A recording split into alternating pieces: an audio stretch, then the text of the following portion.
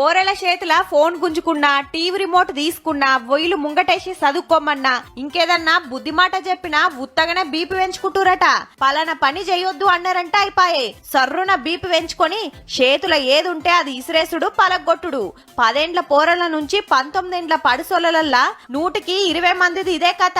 మీంగాదుల్లో కుద్దు AIIMS దవాఖాన పెద్ద డాక్టర్లే study చేసి చెప్పిండ్రు ఈ ముచ్చట. అయితే బీపీ ఉన్నట్టు తొలుత అస్సలు తెలియదట.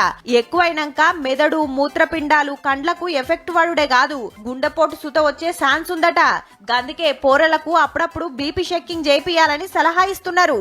మరిట్లా ఎందుకైతుందంటే చదువుల కోసం సతాయించుడు, మార్కుల కోసం ఎంటబడుడు, ఆటపాటలు బంద్ చేసుడు, అడ్డమైన లట్టుపొట్టు కడుపులేసుడు, పేయి వెంచుడు కారణమట.